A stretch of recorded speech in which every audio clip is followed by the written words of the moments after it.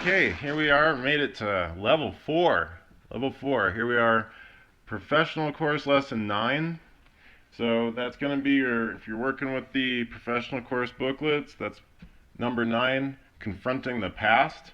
And this brings us to the second half, of the pathway now, because we've just started level 4 of the pathway series. So this is the first lesson that's in volume 2 of Pathway to Ascension. Remember, lessons 9 through 16 are in volume 2. So we already covered lessons 1 through 8 in the first volume, Pathway to Ascension, and prior to that we started with the Fundamentals of Systemology basic course. So now we're getting into the textbook volume 2 of Pathway to Ascension. And it looks essentially just like volume 1. This one has a yellow kind of border, and of course this has volume 2 on it, whereas the first one was kind of reddish. So here we are, level 4, starting level 4, PC9, Confronting the Past.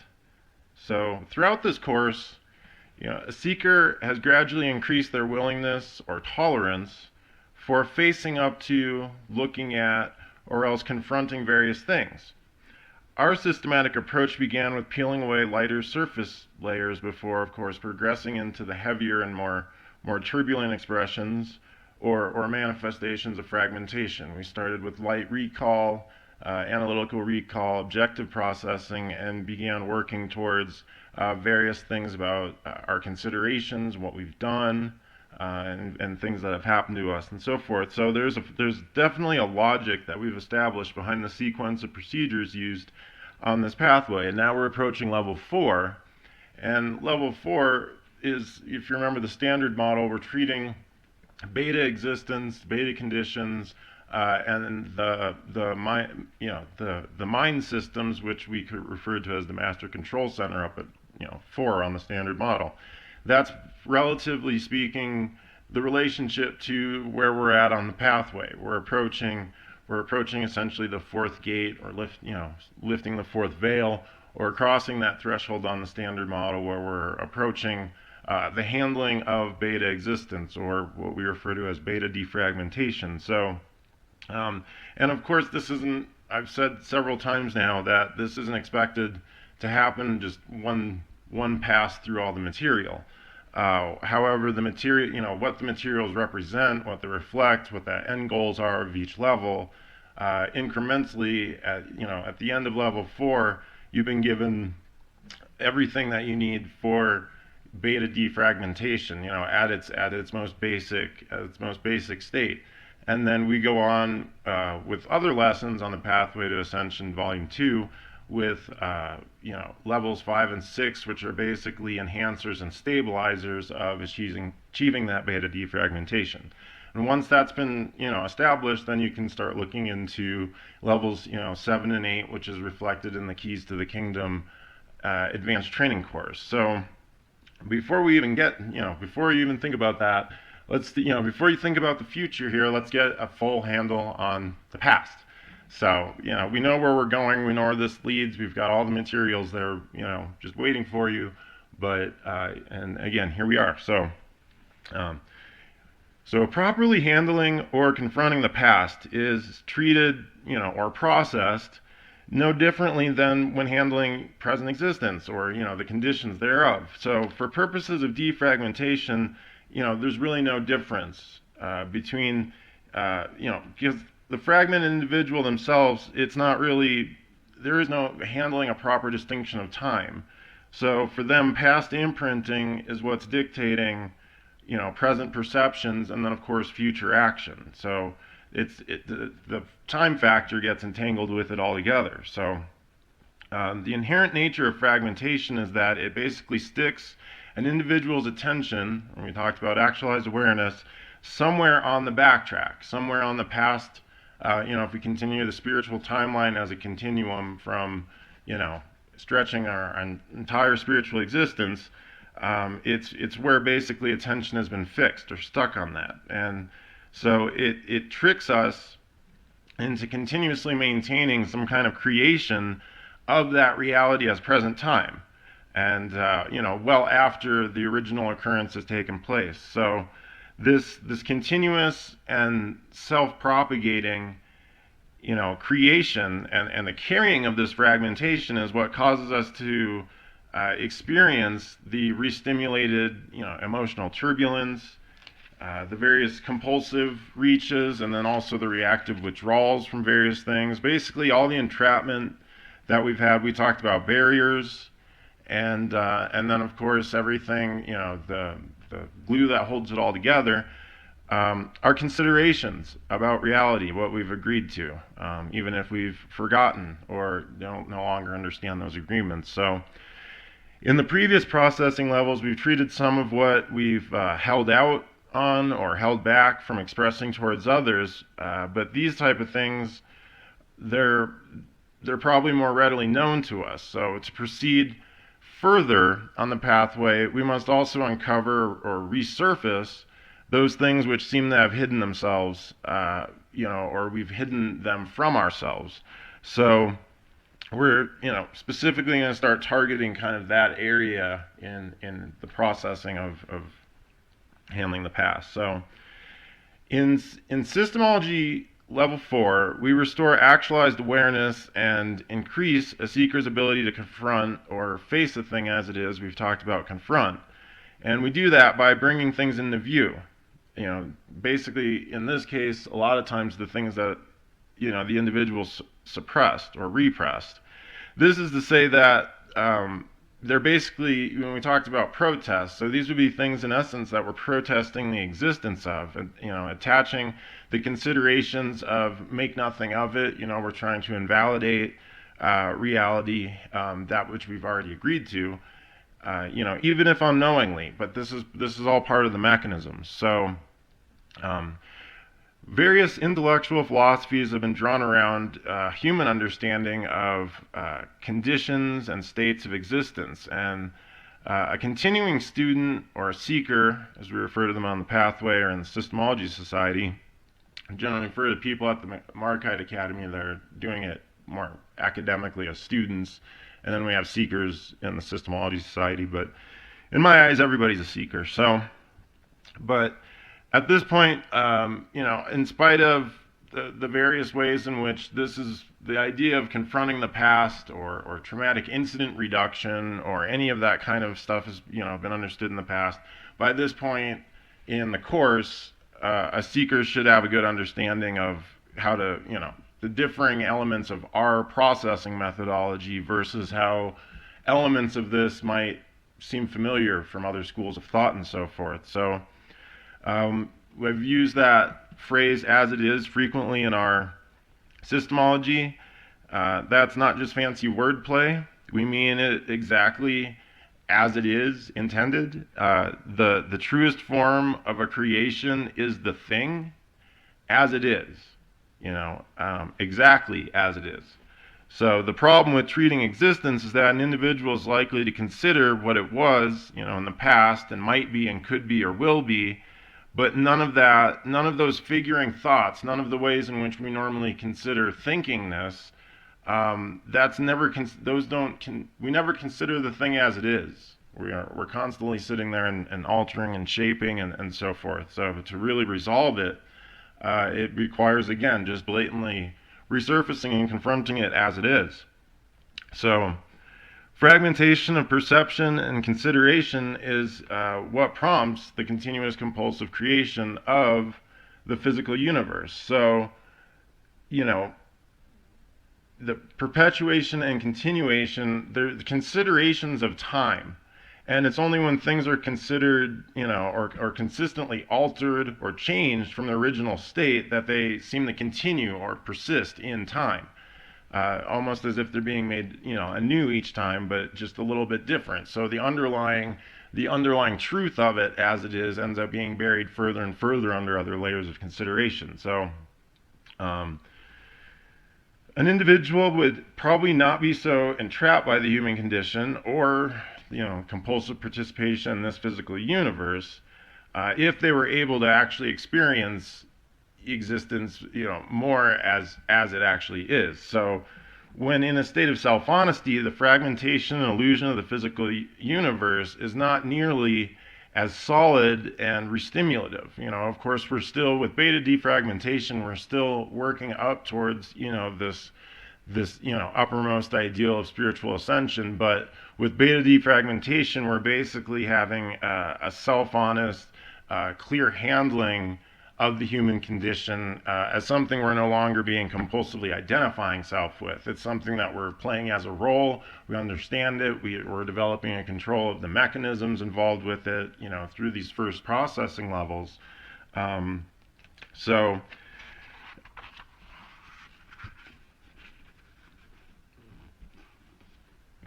now, all of our past experiences on the backtrack are personally unique, and that's, we feel as a result of their uniqueness and their scarcity that in essence we have a tendency not to want to let them go. So most of them, they don't necessarily have, not everything that we can recall from, the backtrack has a negative effect on us. But there's things that do continue to exist and negatively influence our perceptions, and it's generally not the things that we can easily recall. It's the things that we don't want to face or confront, and those are the things that persist unknowingly, just because of how far we've altered what they are as it is, or pushed them just completely out of view. So, and we've talked about the not knowing aspects. So we've really described three primary, in just, talking about this, we've described three primary is factors of existence. And so there's like the true or pure form of the thing originally as intended. Okay, let's just start putting some stuff up here. So we got is factors.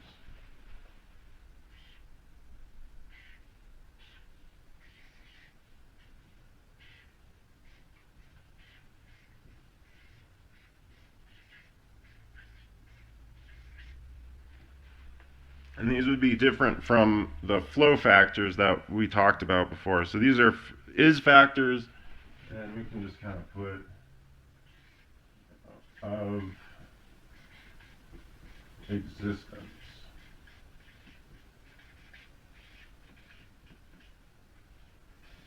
Okay. So the first one we already kind of isolated, right? It's as it is.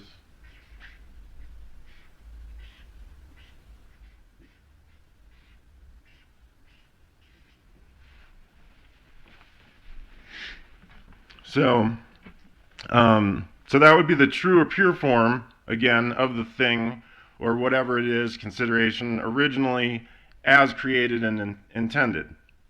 So then there's also the additions or alterations of it, and so we refer to that. So we have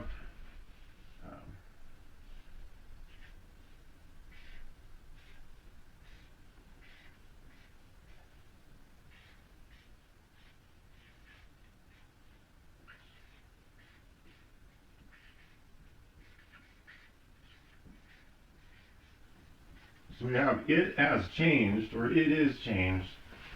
We should probably, put as there in parentheses.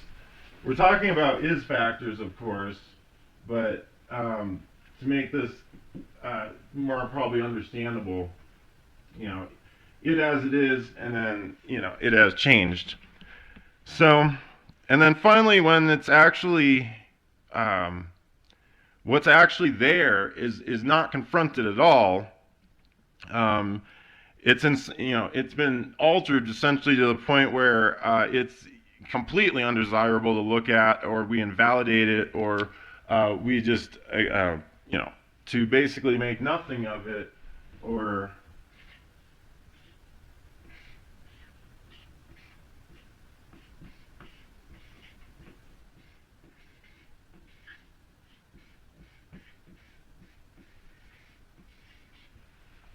and again, we're talking about the is factor, but if it's more understandable here, as it is, it as being changed and it as being nothing. When we say there's states of existence, because they're essentially conditions of a beingness. You could say the same the same states that the alpha spirit is descending from its original condition, or really anything. But so okay, so we've got the three points there, and again we talked about invalidation. So considering it is nothing is basically trying to make it not exist, but instead of uncreating it by facing it as it is, so to speak, uh, it's trying to apply force against it. We talked about the idea of applying energy and force against energy and force and so forth in previous lessons. So this is why I say this material is very cumulative. Once we've established a certain baseline, and even in the instruction, then the next level, of course, is very much dependent on, that someone has understood the concepts and vocabulary, and preferably has done even the processing of the previous levels. So, of course, here, with this particular series of lectures for the Academy, we're just kind of going through this on an educational, you know, uh, intellectual basis. But okay, so here we go. So we got that. This basically describes, though, the entire systematic sequence of the repressed, deeply laden fragmentation. And of course, we're basically bringing things again up to the surface so that we can confront them.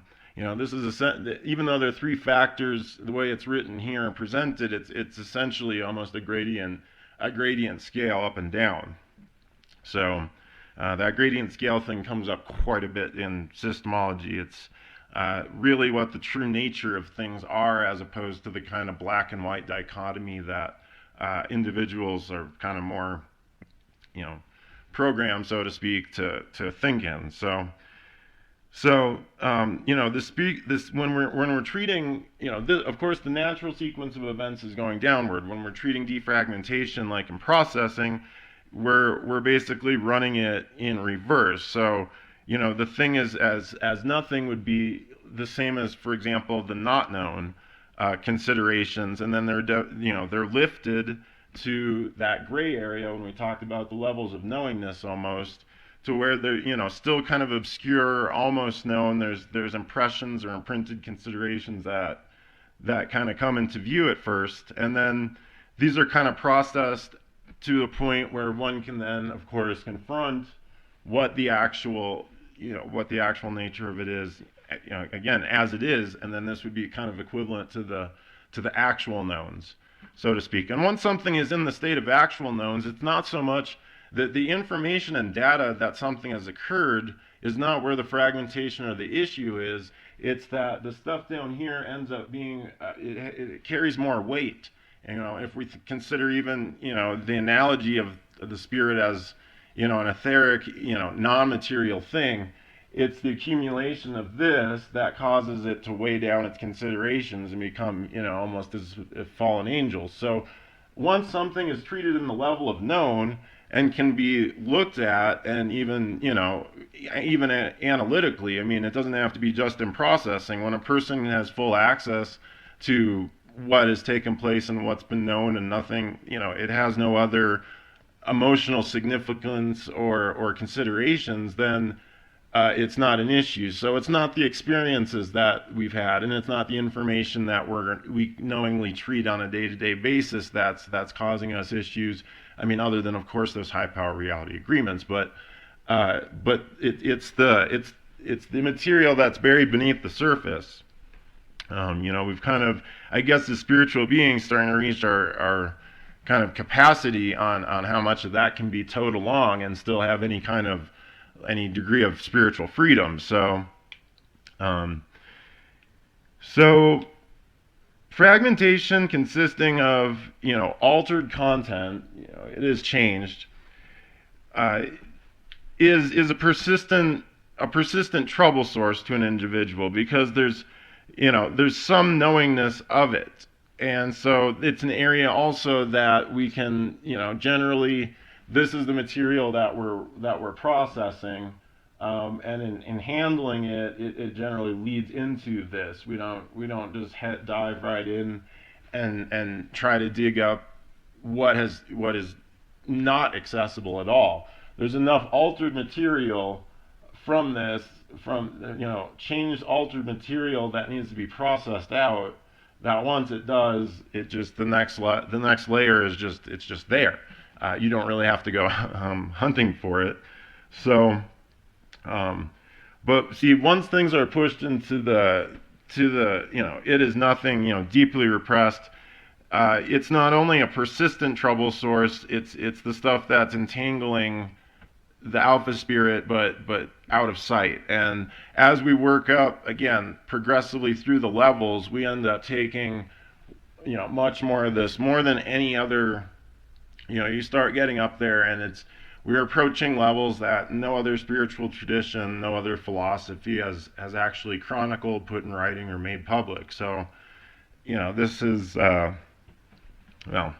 anyways, no need to sell you on it. I'm sure you'll get there. So, but, well, let's just look at an example, okay? So when a woman receives jewelry from her lover, for our purposes, she has imprinting from past experiences that alters her perception of this activity altogether, okay? So that would be the important factor here. And the fragmenting factor. So perhaps the former lover was in the habit of giving her jewelry, but only after, like, having an affair.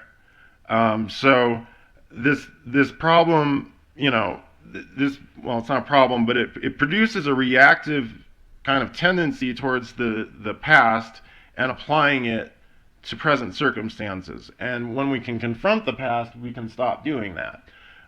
So instead of having just confronted the past imprinting, the perceptions of the present situation are being altered. So again, it's, even present reality is being altered. And we're already, to most believe that we're already living in a very altered reality as it is. So, this is how it just becomes that much more solid.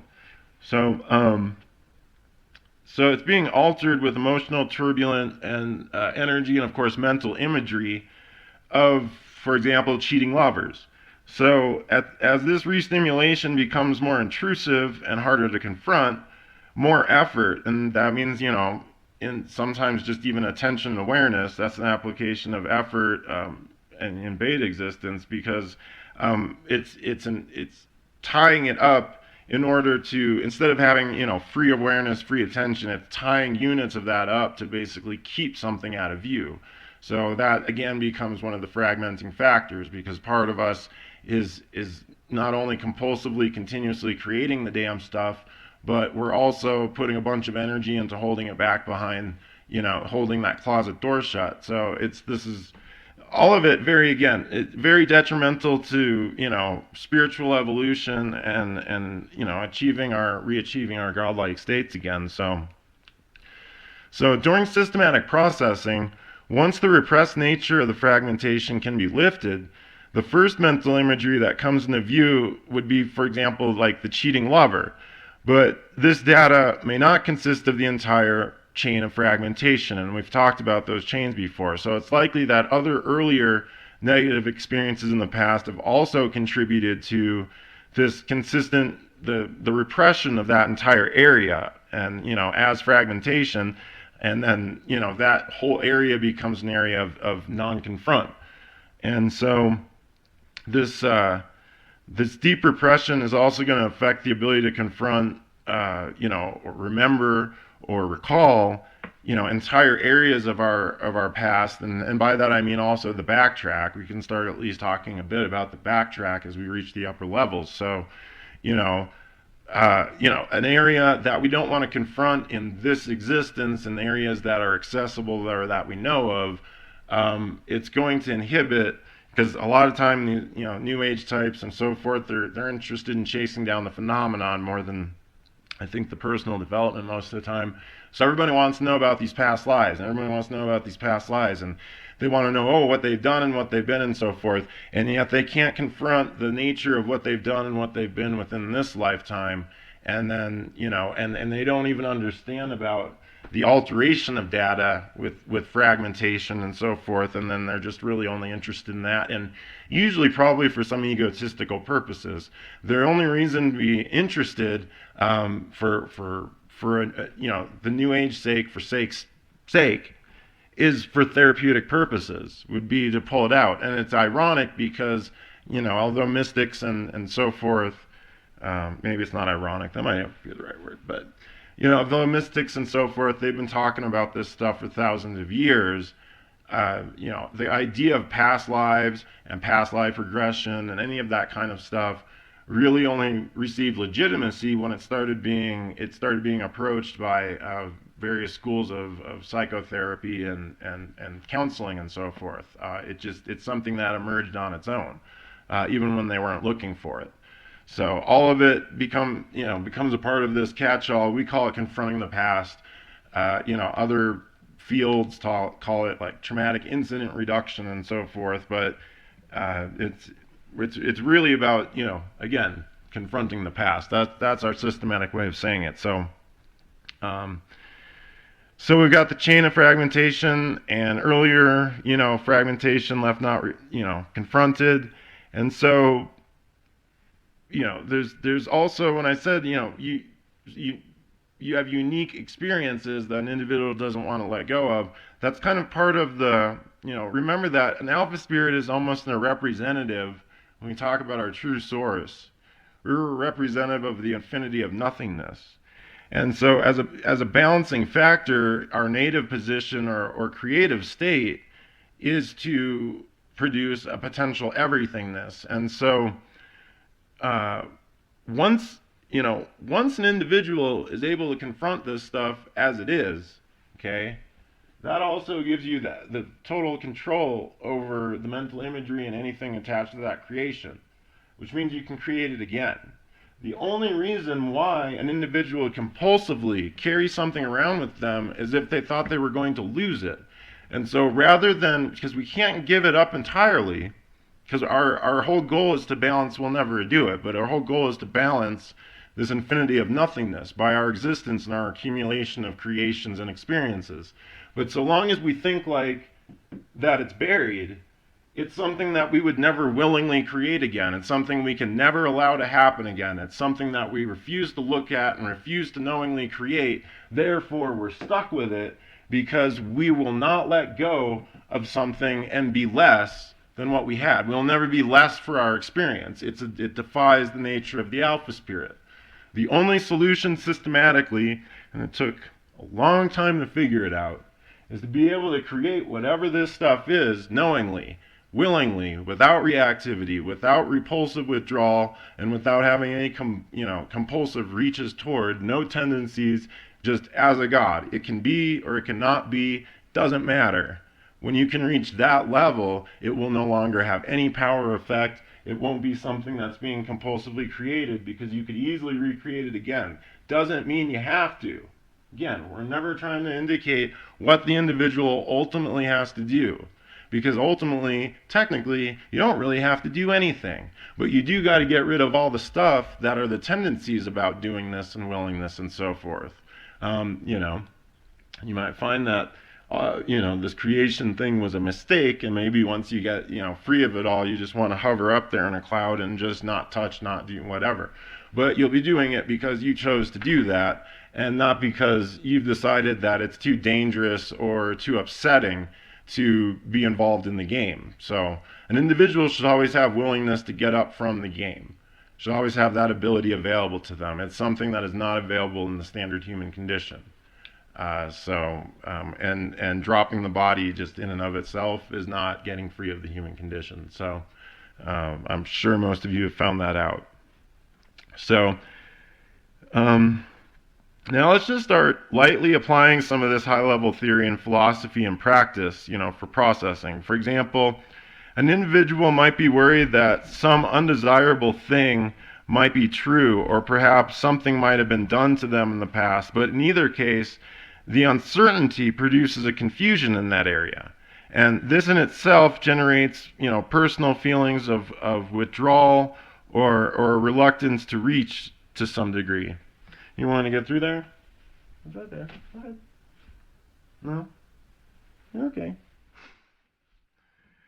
So, now, if this area were confronted properly, the actual truth would either be known, or at the very least, there would be no reactive reluctance to find out. At higher levels of self-actualization or awareness, an individual wouldn't necessarily even care either way, because it wouldn't persist enough to be troublesome. But if this can't be achieved self-honestly by simply looking at or confronting something as it is, then deeper fragmentation is present and it's inhibiting the experience of clear perception and knowingness.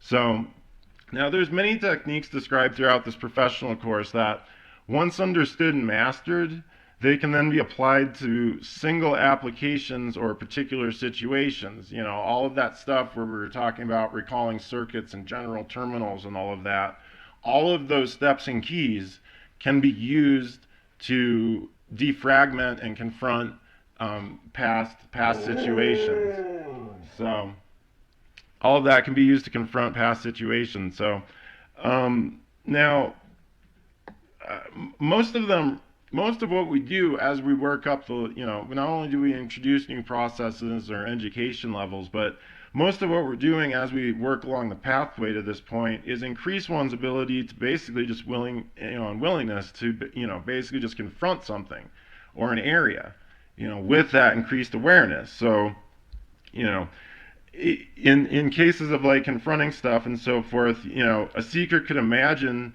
various mental images of a thing happening, copying them next to each other many times until they can be created and looked at and thrown away easily. And we've talked about some of those creative steps and so forth in previous lessons and some of those exercises. Again, all of what you have learned and everything we've developed at this point, at level 4, we start targeting very specific examples, and that becomes the basic means to beta defragmentation. So everything has been basically leading up to this point in level 4 that we've been talking about, and then level 4 incorporates everything that's led up to it as well. So we don't just pick something up or spend a lot of time on something and drop it. For this particular presentation, the Pathway to Ascension course, we have isolated the importances out of 1.5 million words of research volumes that have been developed to work this out. And so in this case, nothing within this course is arbitrary. We kind of go back and forth in our focuses, doing some objective this and some education and so forth in the past lessons, but they're all incrementally building an individual's both understanding and willingness to basically confront the past.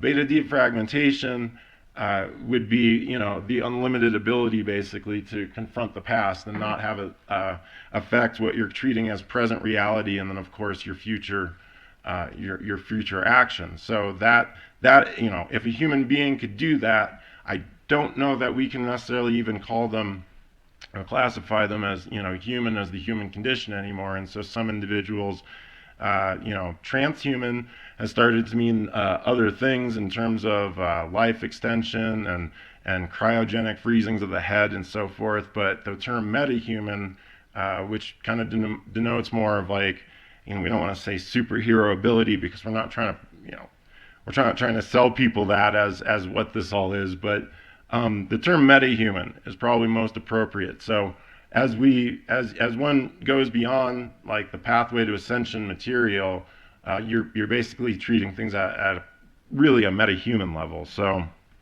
and that's no joke. So now, if the supporting background if you're studying alone and whatnot, or you've been skipping through, just to give some examples on running a process, we got 3 circuits here.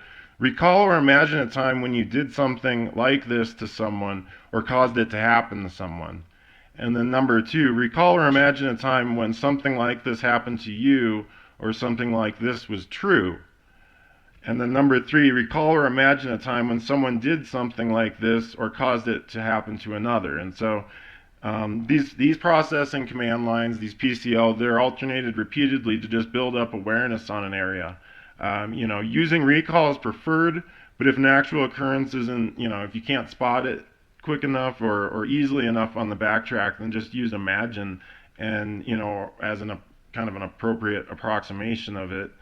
And that's not to say that, there's partially imagined data sometimes actually leads one to, finding out some actual factual information as well. So don't discount any of that.